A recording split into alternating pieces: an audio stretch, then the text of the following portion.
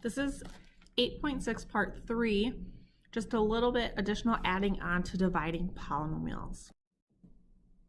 So here's the remainder theorem. The remainder theorem is when the polynomial p is divided by x minus a, then p of a equals the remainder. So essentially, if you set x minus a equal to 0, solve for a, and plug it in, substitute it into the polynomial, then it gives you the remainder. So we're going to go ahead and practice. So without dividing, what is the remainder? So we have our polynomial 4x cubed minus 24x squared plus 2, and we're dividing by x minus 4.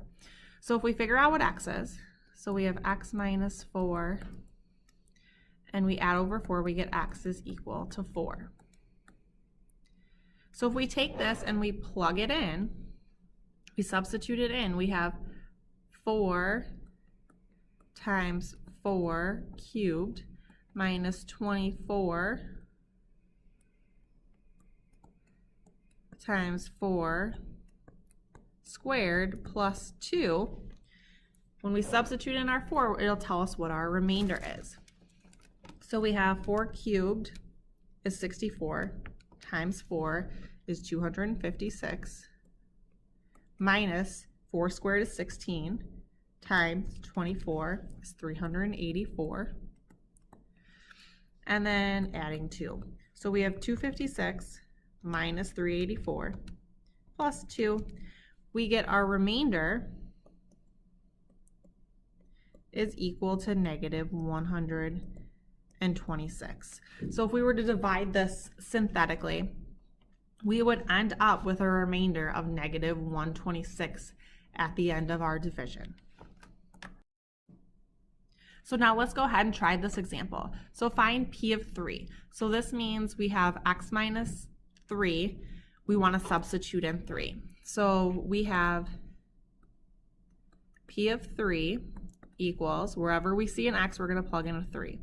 So we have 3 cubed minus 6 times 3 squared plus 2 times 3 minus 1. So we have 3 cubed, which is 27. So we have 3 squared, which is 9. 9 times 6 is going to give us 54. So we have minus 54 plus 6 minus 1. So if we have 27 minus 54 plus 6 minus 1, we have p of 3 is equal to negative 22. And that tells us that negative 22 is our remainder.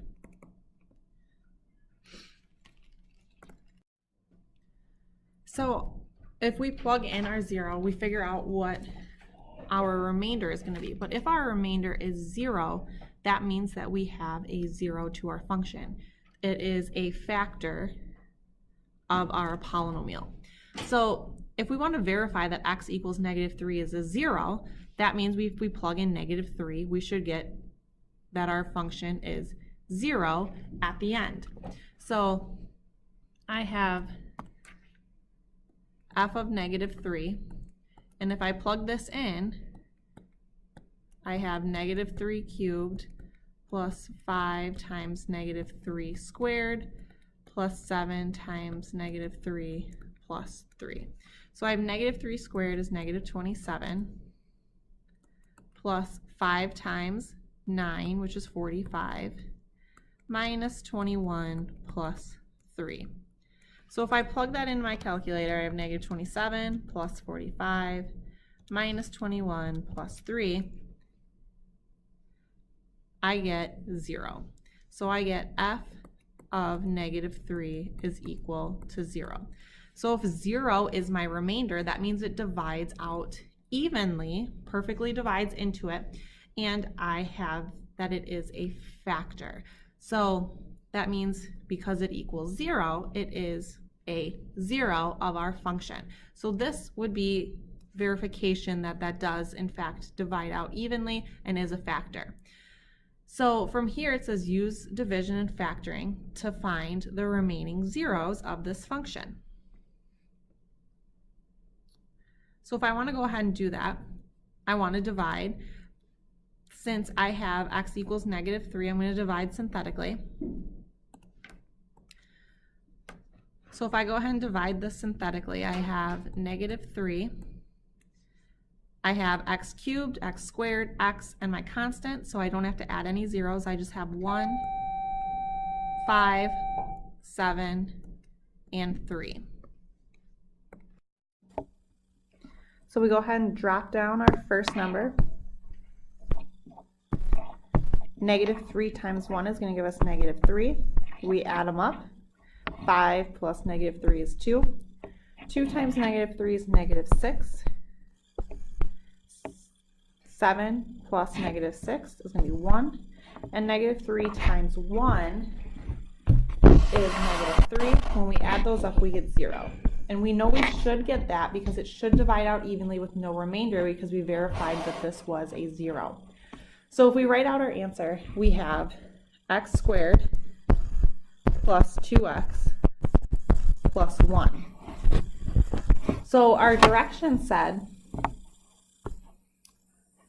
that we wanted to verify it was a 0, which we did, use division, which we did, and now factor to find the remaining zeros.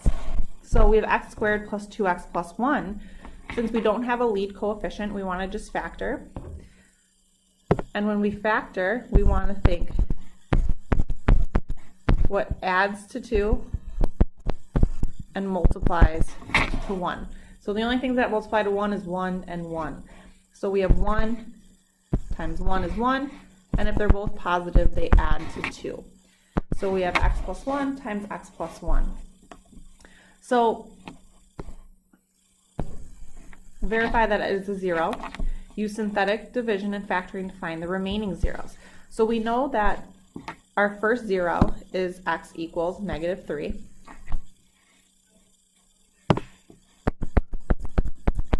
And then our other zeros are x equals negative 1, and we have that twice. It's a multiplicity of 2.